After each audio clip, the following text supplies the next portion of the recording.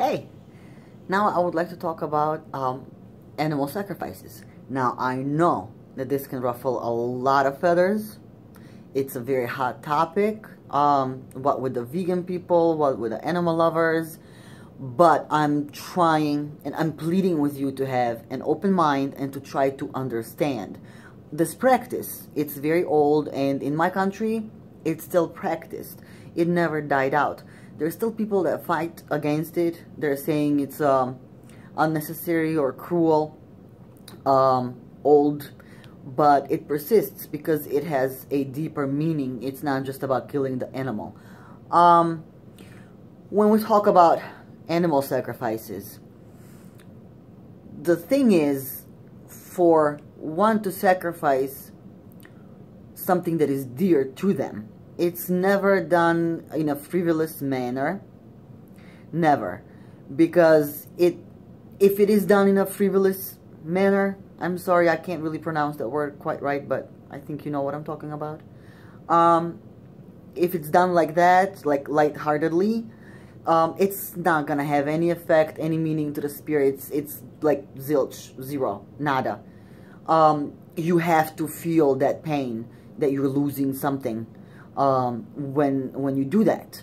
Like back home in Macedonia, usually that's done when it's the saint's feast day, or if somebody's like very sick, for example, and they need to plead with the saints and God, so they offer a sacrifice, which is usually either a young lamb or it's a young goat. It's always male, because the females are way more important than the male because of the whole fertility aspect. Because everything that we do comes from the primordial belief and veneration of fertility, because everything is about fertility. This whole planet is about fertility. People could not survive if there wasn't fertility. Fertility of the animals, because they needed, you know, the wool or the milk from the animals, or they needed help from the animals to work the land. Fertility of the land itself for growing plants. Fertility of people, you know, kids. Kids also helped work around the house and in the fields. So fertility is always the main aspect. And this is where all this comes from.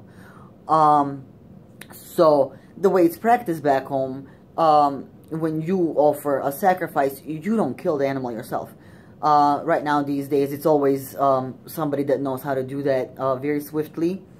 The animal is brought over with the utmost respect and with festivities. It's treated as an honorary guest. You can never treat the animal bad, because if you treat the animal bad, then again, the effect that this ritual is going to have is going to be zilch.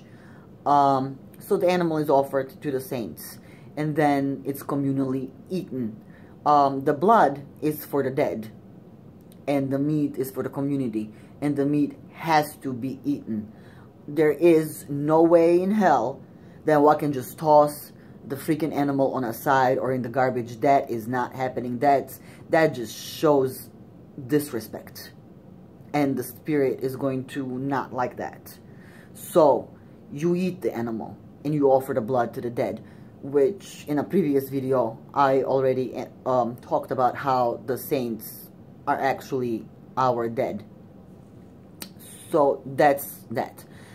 The blood gives the dead strength and ability to communicate, because blood is life itself.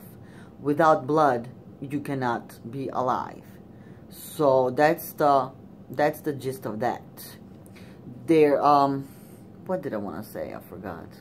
I should start having like notes right next to me when I'm talking. Like I have it in my head and then I forget. But yeah, animal sacrifice is very important, and it's nothing evil. It's not done frivolously, just for the fuck of it, for the fun of it. There's no torturing of the animal. I read a lot online. Some lost people pride themselves in torturing animals for the purpose of doing magic. No. That's a no. That's completely disgusting, and that's a no. You don't torture the animal. Never torture the animal. So I have maybe I can tell you a story about animal sacrifice from back home. Last time when I went there, it's been years since I've been back home. My friends took me to a very old lady. At the time, she was about 80 something years old, and she built a church for Saint Elia, for Elijah, who kept on visiting her in her dreams and was demanding that. There's a lot of cases like that back home, saints demanding for a church to be built on some grounds that they used to be venerated at, or whatever the spirit is hiding behind that saint, asking that stuff.